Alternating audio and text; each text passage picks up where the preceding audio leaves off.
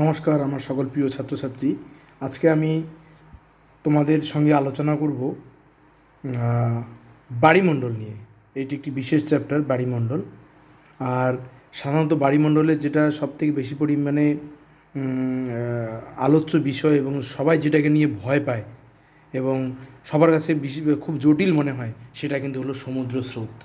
এই বাড়িমণ্ডলের সমুদ্র স্রোত কিন্তু খুবই একটা জটিল বিষয় অনেকের কাছে মনে হয়, কিন্তু সমুদ্র স্রোত খুবই সহজ।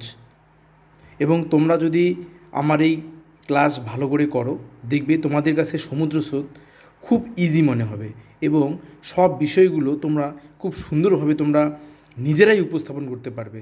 আমি বিভিন্ন সমুদ্রের যে স্রোতগুলো রয়েছে আমি সেগুলো কিন্তু বিশদ আলোচনা করব। আমি এক একটি ধাপে ধাপে আমি আলোচনা করব। তোমরা আমার প্রত্যেকটি ক্লাস ভালো করে যদি সমুদ্র স্রোতের যে ক্লাসগুলো হবে তোমরা যদি ভালো করে লক্ষ্য করো এবং ফলো করো এবং ক্লাসগুলো যদি তোমরা নিয়মিত করো, আমি এটুকু বলতে পারি যে সমুদ্র স্রোত তোমাদের কাছে কোনো কঠিন মনে হবে না এবং তোমরা ইজিলি সমুদ্র স্রোত থেকে যে কোনো প্রশ্ন তোমরা অ্যাটেন্ড করতে পারবে। আর এই সমুদ্র স্রোত বলে নিই, এটা বিভিন্ন পরীক্ষায়, বিশেষ করে এসএসসিও যখন হয়, West Bengal college service commission থেকে শুরু করে অন্যান্য কিছু পরীক্ষা আছে, সেই পরীক্ষাগুলোতেও কিন্তু সমুদ্র স্রোত থেকে অনেক প্রশ্ন আসে। আর এমনি ক্লাস 10-11 মধ্যেও কিন্তু সমুদ্র স্রোত রয়েছে, সেখানেও কিন্তু তোমাদের এই এই বিষয়গুলো কিন্তু লাগবে। এর জন্য বাড়িমণ্ডল থেকে যে সমুদ্র স্রোত, এটা কিন্তু একটা ভীষণ জরুরি একটা বিষয় এবং জরুরি একটা চ্যাপ্টার, যেটা সকলেরই জানা প্রয়োজন। আশা করি তোমরা ক্লাস যদি করো তোমরা খুব সহজেই জানতে পারবে। তো চলো আজকে আমরা আলোচনা করি বাড়িমণ্ডলের সমুদ্র স্রোত নিয়ে। আচ্ছা দেখো, বাড়িমণ্ডলের জল জল কিন্তু আমাদের পৃথিবী প্রায় 3 ভাগই জল, 1 ভাগ স্থল, মানে 71, মানে আমি যদি ধরি যে 3 ভাগ, 71 মানে 71 ভাগই জল আর বাকিটা কিন্তু স্থল। এবং এই যে যত জল আছে, এই জলের মধ্যে আমি যদি 100% টোটাল 100% জল আমি ধরি গোটা এই পৃথিবীতে, তার মধ্যে 97 ভাগ জলই হলো সমুদ্রে, মানে 97 ভাগের একটু বেশি। আর বাকি যে যতটুকু থাকে সেটুকু কিন্তু এই নদী, নালা, হ্রদ, বাকি বিভিন্ন জায়গায় যে জলগুলো রয়েছে সেগুলো। তো এই সমুদ্রের এই যে জল, প্রায় 97 ভাগ জল, এই জল পুরোপুরি কিন্তু হলো সমুদ্রের। আর সেখানেই কিন্তু আমাদের এই সমুদ্র স্রোতগুলো লক্ষ্য করা যায়। তাহলে আমাদের যে জলভাগ রয়েছে সেই জলভাগের মধ্যে হলো সমুদ্র স্রোত। দেখো এখানটা যে বিষয়টা আমি আলোচনা করবো সেটা হলো, প্রথমে তোমরা দেখো যে আছে কি সমুদ্র স্রোত। এই যে দেখো সমুদ্র স্রোত, ওশেন কারেন্ট। সমুদ্র স্রোত কি? দেখো, সমুদ্রে যখন কোনো জলরাশি, সমুদ্রের মধ্যে যখন কোনো জলরাশি যখন এক স্থান থেকে আরেক স্থানের মধ্যে প্রবাহিত হবে, একটা নির্দিষ্ট দিক বেয়ে যখন প্রবাহিত হবে এক স্থান থেকে আরেক স্থানে, এক স্থান থেকে আরেক স্থানে যখন জলরাশি যখন প্রবাহিত হবে সমুদ্রের মধ্যে, তখন তাকে বললো সমুদ্র স্রোত। তাহলে সমুদ্র স্রোত কী বলবে? যে সমুদ্রের উপরিভাগে জলরাশি যখন এক স্থান থেকে অন্য স্থানে প্রবাহিত হয় তখন তাকে বলা হয় সমুদ্র স্রোত। আচ্ছা, সঙ্গে দেখবে আছে সমুদ্র তরঙ্গ, ওয়েভ। সমুদ্র তরঙ্গ কোনটা? দেখো সমুদ্র তরঙ্গ কোনটা? যে সমুদ্রের জলরাশি কখনো এক স্থান থেকে অন্য স্থানে যাবে না। সমুদ্রের জল যখন একই স্থানে একটা জায়গাতেই যখন ওঠানামা করবে, শুধু যখন উল্লম্বভাবে ওঠানামা করবে, তখন তাকে বলা হয় সমুদ্র তরঙ্গ। তাহলে সমুদ্রের জলরাশি যখন একই জায়গাতে শুধু ওঠানামা করবে তখন তাকে আমরা বলবো সমুদ্র তরঙ্গ। আর যখন সমুদ্রের জলরাশি এক স্থান থেকে আরেক জায়গায় আরেক স্থানে যাবে বা প্রবাহিত হবে তখন তাকে আমরা সমুদ্র স্রোত। তাহলে আশা করি তোমরা সমুদ্র স্রোত আর সমুদ্র তরঙ্গের মধ্যে পার্থক্য তোমরা বুঝতে পেরেছ।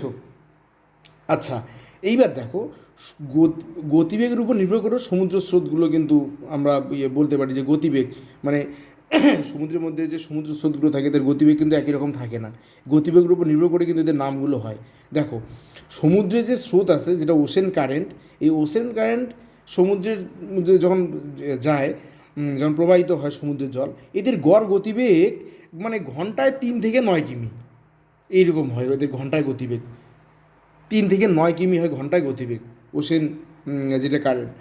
আরেকটা দেখবা সমুদ্রের জলরাশি যখন খুব ধীরে ধীরে যখন যাবে, ধীরে ধীরে যাবে যখন, দেখো এটা কিন্তু ঘন্টায়, এটা কিন্তু ঘন্টায় এটা, হ্যাঁ ঘন্টায় 3 থেকে 9 কিমি যাবে ওশেন কারেন্ট। আর দেখো আরেকটা হলো ওশেন ড্রিফট। ওশেন ড্রিফট কোনটা, দেখো সমুদ্রের মধ্যে জলরাশি যখন খুব ধীরে ধীরে যাবে, হ্যাঁ বিশেষ করে গভীর সমুদ্রেই এটা হয়, যখন ধীরে ধীরে যাবে তখন তোকে কী বলো ওশেন ড্রিফট। এদের গতিবেগ দিনে 15 থেকে 20-22 কিলোমিটার যায় দিনে, হ্যাঁ ওশেন ড্রিফট। আর ওশেন স্ট্রিম একটা তোমরা পাবে, ওশেন স্ট্রিম। ওশেন স্ট্রিম কোনটা, যেটা একদম সমুদ্রের জলরাশি যখন দ্রুত বেগে এক স্থান থেকে খুব দ্রুত গতিতে যখন এক স্থান থেকে অন্য স্থানে একদম একটা বেশি পরিমাণে জল যখন সমুদ্রের মধ্যে এক স্থান থেকে আরেক স্থানে চলে যাবে সেটা কিন্তু ওশেন স্ট্রিম। এই ওশেন স্ট্রিমের মধ্যে যেটা পড়ে সেটা উপসাগরীয় স্রোত। জানো তোমরা যে যদি বলে সব থেকে গতিবেগ সম্পূর্ণ স্রোত কোনটা, যে সেটা হলো উপসাগরীয় স্রোত আটলান্টিক মহাসাগরের, এটা কিন্তু সব থেকে দ্রুততম সমুদ্র স্রোত। তাহলে এরকম কিন্তু আমরা কিন্তু গতিবেগের উপর নির্ভর করে কিন্তু সমুদ্র স্রোতগুলো আমরা পাই, সমুদ্র স্রোত মানে ocean current, ocean drift, ocean stream. তোমরা বিষয়গুলো কিন্তু একটু জেনে রাখো। এইবার আমরা যেটা আসবো আরেকটা, সেটা দেখো সমুদ্র স্রোতের প্রকারভেদ। সমুদ্র স্রোত, এবার সমুদ্র স্রোতের প্রকারভেদ, সমুদ্র স্রোতকে সাধারণত 2 ভাগে ভাগ করে। এক নম্বর কি, এক নম্বরে হলো উষ্ণ স্রোত। কি, উষ্ণ স্রোত, একটা হলো উষ্ণ স্রোত, আরেকটা কি 2 নম্বর, আরেকটা 2 নম্বর হলো শীতল স্রোত। 2 নম্বর কি, 2 নম্বর হলো শীতল স্রোত। একটা হলো উষ্ণ স্রোত, আরেকটা কি, আরেকটা হলো শীতল স্রোত। একটা হলো শীতল স্রোত, একটা হলো উষ্ণ স্রোত, আরেকটা কি শীতল স্রোত। এই দুটো স্রোত কিন্তু আমরা কিন্তু লক্ষ্য করতে পারি। এবার উষ্ণ স্রোত কি, দেখো উষ্ণ স্রোত হলো কি, যে সমুদ্রের উপরিভাগে, সমুদ্রের উপরিভাগে সাধারণত কি সূর্যের আলো পড়ে, লম্বভাবে পড়ে, এবং বিশেষ করে নিম্ন অক্ষাংশে মানে নিরক্ষীয় অঞ্চল বরাবর বা তার একটু উপরে আমাদের পৃথিবীর আমরা মাঝ বরাবর যদি আমরা ধরি, যে পৃথিবীর মাঝ বরাবর সেখানটা কিন্তু সমুদ্র জলের, সেখানটা কিন্তু সূর্যরশ্মি খুব বেশি থাকে, তাই সমুদ্র জলের উষ্ণতা কিন্তু সেখানটায় বেশি থাকে। এর জন্য সমুদ্রের যেখানটায় জল খুব উষ্ণ হয় সেই উষ্ণ জল খুব হালকা হয়, কিন্তু এই উষ্ণ জল খুব হালকা হয়, তাই এই সমুদ্রের উপর দিয়ে প্রবাহিত হয়। এই সমুদ্রের উপর দিয়ে যে এই উষ্ণ হালকা জল যখন সমুদ্রের উপর দিয়ে প্রবাহিত হয় তখন সেটা কিন্তু উষ্ণ স্রোত। দেখো উষ্ণ স্রোত কি সমুদ্রের উপর দিয়ে উপরি অংশ দিয়ে প্রবাহিত হয়, তাই একে কিন্তু পৃষ্ঠস্রোতও বলে, পৃষ্ঠপ্রবাহ, এ কিন্তু পৃষ্ঠপ্রবাহও বলে। আর পৃষ্ঠপ্রবাহ ছাড়া আরেকটা কী বলতে পারে, দেখো উষ্ণ স্রোত কোথা যায়, উষ্ণ স্রোত বলেনি, উষ্ণ স্রোত মানে হলো জল কি উষ্ণ হবে, জল যদি উষ্ণ হয় তাহলে কী হবে, হালকা হবে, আর হালকা হলে কী যাবে, জল সমুদ্রের উপরের অংশ দিয়ে প্রবাহিত হবে, আর সমুদ্রের উপর দিয়ে প্রবাহিত হয় বলে কোথায়, জলের পৃষ্ঠ দিয়ে প্রবাহিত হয়, তাই এটা কিন্তু উষ্ণ স্রোত কিন্তু পৃষ্ঠপ্রবাহ। আবার আরেকটা একে আমরা কি বলতে পারি, একে আরেকটা বলতে পারি কিন্তু আমরা বহিঃস্রোত। কী বলতে পারি একে, বহিঃস্রোত। তাহলে দেখো উষ্ণ স্রোত, পৃষ্ঠপ্রবাহ, বহিঃস্রোত যাই আসুক না কেন একই। বহিঃস্রোত মানে কি, বাইরে মানে সমুদ্র জলের উপরের অংশটাকে আমরা বলছি কি বহি, মানে বাইরে, সমুদ্র জলের উপরের অংশটা।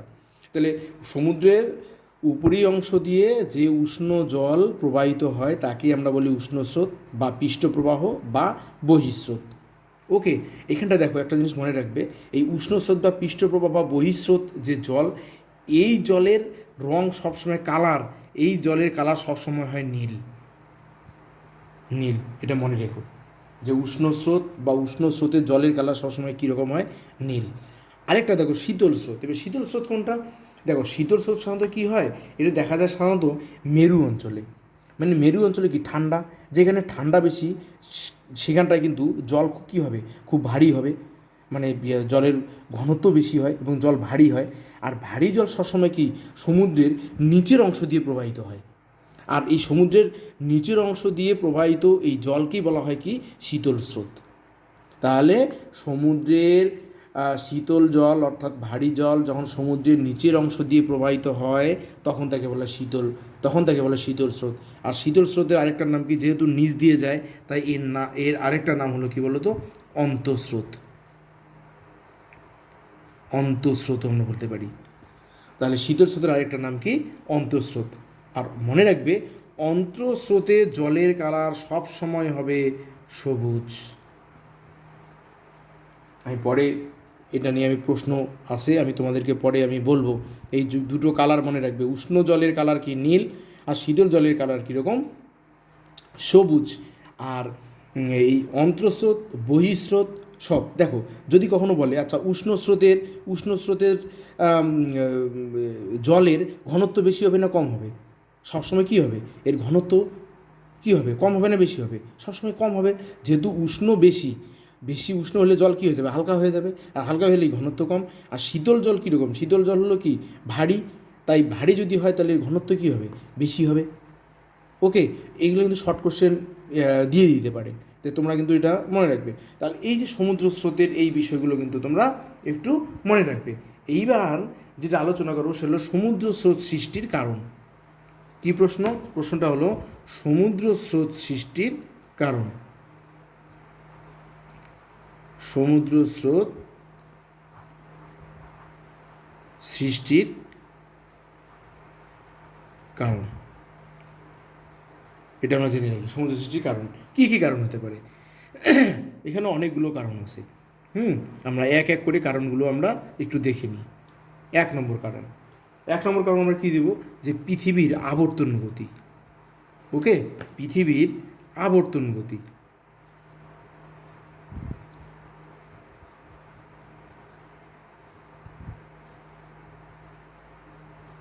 পৃথিবীর আবর্তন গতি। আচ্ছা, পৃথিবী একটু এইগুলো নিয়ে একটু জাস্ট অল্প একটু আলোচনা করে দিই। পৃথিবীর আবর্তন গতি দেখো, পৃথিবী অনবরত আবর্তনের ফলে কী বল সৃষ্টি হয়, কোরিওলিস বল। আর পৃথিবী অনবরত আবর্তনের ফলে এই যে কোরিওলিস বল সৃষ্টি হয়, এই কোরিওলিস বলের জন্যই উত্তর গোলার্ধের বায়ু ডান দিকে আর দক্ষিণ গোলার্ধের বায়ু বাঁ দিকে বেঁকে প্রবাহিত হয়। যেরকম বায়ু বেঁকে প্রবাহিত হয়, ঠিক একই রকমভাবে ওই বায়ুর গতিপথ ধরে সমুদ্র স্রোতও উত্তর গোলার্ধের ডান দিকে দক্ষিণ গোলার্ধের বাঁ দিকে বেঁকে প্রবাহিত হয়। এই কারণে কিন্তু সমুদ্র স্রোত সৃষ্টি হয়। তাই সমুদ্র সৃষ্টির একটি প্রধান কারণ হলো পৃথিবীর আবর্তন গতি। আবার একটু বলে দিই যে পৃথিবীর আবর্তন গতির ফলে সৃষ্ট বলকে কি বলা হয়, কোরিওলিস বল। আর এই কোরিওলিস বলের প্রভাবেই উত্তর গোলার্ধের বায়ু যেরকম ডান দিকে বেঁকে আর দক্ষিণ গোলার্ধের বায়ু যেরকম বাঁ দিকে বেঁকে প্রবাহিত হয়, ঠিক একই রকমভাবে সমুদ্র স্রোতও উত্তর গোলার্ধের ডান দিকে আর দক্ষিণ গোলার্ধের বাঁ দিকে বেঁকে প্রবাহিত হয়, এটা মনে রাখবে। আচ্ছা, 2 নম্বর নিয়ত বায়ু প্রবাহ। নিয়ত বায়ু প্রবাহ এটা একটা 2 নম্বর পয়েন্ট, নিয়ত বায়ু প্রবাহ। নিয়ত বায়ু কি দেখো, সারা বছর নিয়মিতভাবে যে বায়ু প্রবাহিত তাকে নিয়ত বায়ু বলে। নিয়ত বায়ু হলো 3টা। নিয়ত বায়ু কটা, 3টা। কি কি, আয়ন বায়ু, পশ্চিমা বায়ু, মেরু বায়ু। কি বললাম, আয়ন বায়ু, পশ্চিমা বায়ু, মেরু বায়ু। এই 3টি বায়ুর গতিপথ ধরে সমুদ্র স্রোতও কিন্তু প্রবাহিত হয়। যেরকম আয়ন বায়ু কি, যেমন আয়ন বায়ু প্রবাহিত হয় কি এই পূর্ব দিক দিয়ে প্রবাহিত হয়। ঠিক আছে, এই যে আয়ন বায়ুর যে গতি, এই আয়ন বায়ুর গতিপথ ধরেও কিন্তু প্রবাহিত হয়। ওদিকে আরেকটা আছে কি, পশ্চিমা বায়ুর গতিপথ ধরেও কিন্তু সমুদ্র স্রোত প্রবাহিত হয়। তাহলে নিয়ত বায়ুর কারণও কিন্তু এই নিয়ত বায়ু যে 3টা রয়েছে, আয়ন বায়ু, পশ্চিমা বায়ু, মেরু বায়ু, এদের প্রবাহ পথ ধরে কিন্তু সমুদ্র স্রোত প্রবাহিত হয়। এটা কিন্তু তোমরা বলবে। তাহলে একটা হলো পৃথিবীর আবর্তন গতি, 2 নম্বরকে নিয়ত বায়ু প্রবাহ, 3 নম্বরে যেটা দিব সে হলো সমুদ্র জলের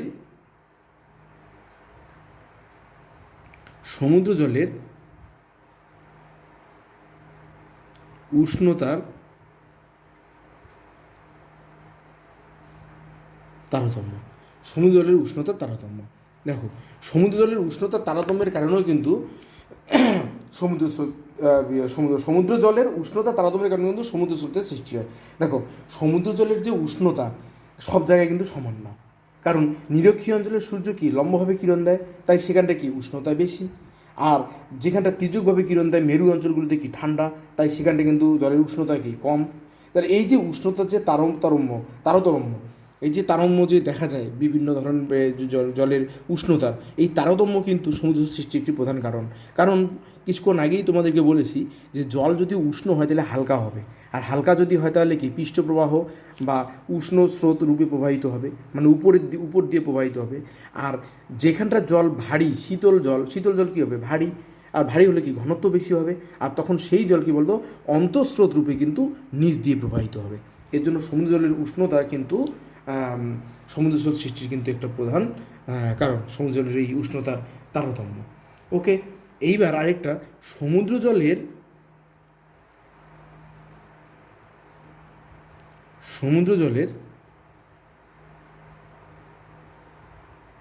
লবণতার তারতম্য। সমুদ্র জলের লবণতার তারতম্য। দেখো, এবার দেখো, সমুদ্র জলের যে লবণতা কিন্তু সব জায়গায় সমান না। যেখানটায় সমুদ্র জলের যেখানটায় লবণ বেশি হবে, লবণতা যেখানটায় বেশি, সেখানটায় কী হবে, সেই জায়গায় ভারী হবে জল। আর সেই জল ভারী যদি হয় তাহলে কি সমুদ্রের নিচের অংশ দিয়ে প্রবাহিত হবে।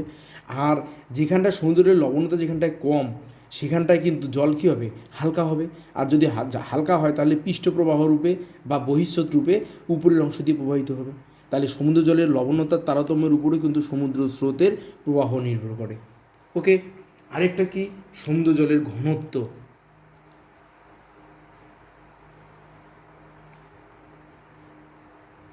সমুদ্র জলের ঘনত্ব আবার কি, দেখো, সমুদ্র জল কতটা ভারী সেটাও কিন্তু নির্ভর করে কিসের উপর, কতটা জল উষ্ণ, কতটা লবণতা, তার উপর কিন্তু নির্ভর করে। মানে এই যে সমুদ্র জলের উষ্ণতা আর লবণতার উপর নির্ভর করে কিন্তু জলের ঘনত্ব। যদি সমুদ্র জলের উষ্ণতা এবং লবণতা দুটোর উপর নির্ভর করবে। যদি কখনো ঘনত্ব বেশি হয়, সমুদ্র জলের ঘনত্ব যদি বেশি হয়, তাহলে কী হবে, ভারী হবে। আর ভারী হলে ওটা খুব নিচের অংশ দিয়ে প্রবাহিত হবে। আর কিসের উপর নির্ভর করে, জল যদি শীতল হয়, যদি ঠান্ডা হয়, তাহলে ওই জলের ঘনত্ব কিন্তু বা মানে লবণতা যদি বেশি হয় তাহলে সমুদ্র জলের ঘনত্ব কী হবে, বেশি হবে। আর বেশি যদি হয় তাহলে কি নিচ দিয়ে প্রবাহিত হবে। আবার সমুদ্র জল যদি উষ্ণ হয় তাহলে কিন্তু লবণতা কিন্তু অনেকটা কী হয়ে যাবে, কমে যাবে। উষ্ণ হলে কী হবে, হালকা হবে, হালকা হলে কী ঘনত্ব কমে যাবে, তখন সেটা কী রূপে প্রবাহিত হবে, সেটা কিন্তু তখন পৃষ্ঠপ্রবাহ রূপে প্রবাহিত হবে। ওকে, তাহলে সমুদ্র জলের ঘনত্বের উপরও কিন্তু নির্ভর করে যে কী সমুদ্র স্রোত সমুদ্রের উপর দিয়ে না নিচ দিয়ে প্রবাহিত হবে, সেটা কিন্তু সমুদ্র জলের ঘনত্বের উপর কিন্তু অনেকটা নির্ভর করে। ওকে, এইবার দেখো যেটা আছে 6 নম্বর আমাদের বরফের গলন।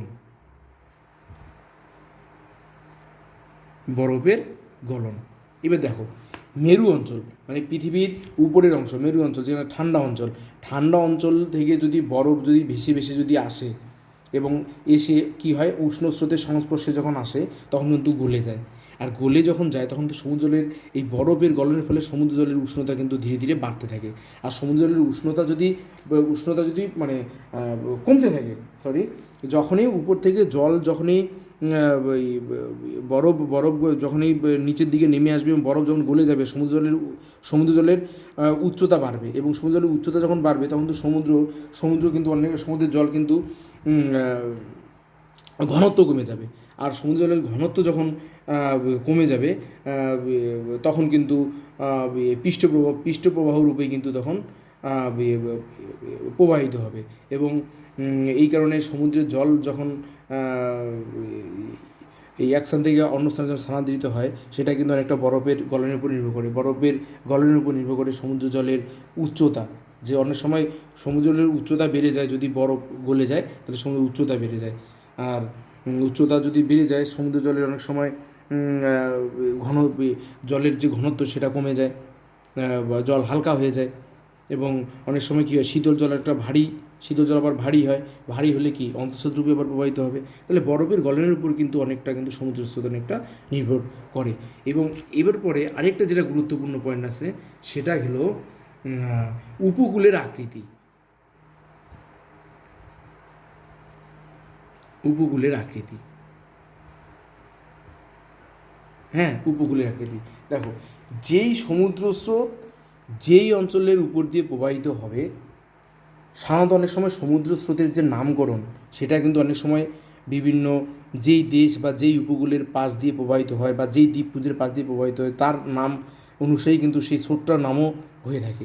অনেক কেসে যেমন ব্রাজিলের পাশ দিয়ে যেটা প্রবাহিত স্রোত সেটা ব্রাজিল স্রোত, আবার যেটা অনেক সময় ফকল্যান্ডের পাশ দিয়ে প্রবাহিত স্রোত সেটা ফকল্যান্ড স্রোত, নিরক্ষরেখার পাশ দিয়ে প্রবাহিত স্রোত নিরক্ষীয় স্রোত। ওকে, ঠিক একই রকমভাবে জাপানের পাশ দিয়ে প্রবাহিত হয় জাপান স্রোত। তো এরকম অনেক সময় বিভিন্ন উপকূলের পাশ দিয়ে যে সমস্ত স্রোত প্রবাহিত হয় সে সমস্ত উপকূল বা সেই সমস্ত দেশের নাম অনুসারে কিন্তু অনেক সময় এই স্রোতগুলোর এই নাম কিন্তু অনেক সময় হয়ে থাকে। এইবার এই যে স্রোতগুলো যখন প্রবাহিত হয়, যখন কোনো একটা উপকূলের মধ্যে এসে ধাক্কা লাগে, তখন অনেক সময় একটা স্রোত অনেক সময় দুটি বা তিনটি শাখায় বিভক্ত হয়ে যায়। তখন নতুন নতুন স্রোতের কিন্তু সৃষ্টি হয় এবং তাদের নামকরণও তখন আলাদা আলাদা হয়ে যায়। তো এইভাবে উপকূলও কিন্তু সমুদ্র সৃষ্টির ক্ষেত্রে একটা বড় ভূমিকা পালন করে। তোমরা দেখবে প্রশান্ত মহাসাগর, আটলান্টিক মহাসাগর এরকম প্রচুর স্রোত আছে যারা উপকূলের মধ্যে যখন ধাক্কা লাগে, ধাক্কা লাগার ফলে কিন্তু এরা বিভিন্ন ভাগে ভাগ হয়ে কিন্তু বিভিন্ন স্রোত সৃষ্টি করে এবং স্রোতের নামকরণও হয়ে থাকে। তো আজকে তোমরা এই বাড়িমণ্ডল থেকে অনেকগুলো জিনিস তোমরা জানলে সমুদ্র স্রোতের এই বিষয়গুলো, সমুদ্র তরঙ্গ, সমুদ্র স্রোত, সমুদ্র স্রোতের প্রকারভেদ, উষ্ণ স্রোত, পৃষ্ঠপ্রবাহ, বহিঃস্রোত, শীতল স্রোত, অন্তঃস্রোত, উষ্ণ স্রোতের জলের কালার কী, শীতল স্রোতের জলের কালার কী, সমুদ্র স্রোত সৃষ্টির কারণগুলো তোমরা ডিটেলস জানলে, যদি কখনো আসে তোমরা নিজেরাই লিখতে পারবে, দুই একটা ভালো করে যদি শোনো তাহলেই তোমরা বুঝতে পারবে। এবং গতিবেগের উপর নির্ভর করে যে সমুদ্র স্রোতগুলো হয় কতগুলো, যেমন ocean current, ocean drift, ocean stream, এরকম অনেকগুলো নাম আছে। সবথেকে দ্রুতগামী স্রোত যেরকম উপসাগরীয় স্রোত। তো এরকম মোটামুটি তোমরা সমুদ্র স্রোত থেকে প্রাথমিক ধারণাটা তোমরা পেয়ে গেলে। আমি নেক্সট বিভিন্ন সমুদ্রের যে স্রোতগুলো আছে সেগুলো আলোচনা করব। ধন্যবাদ।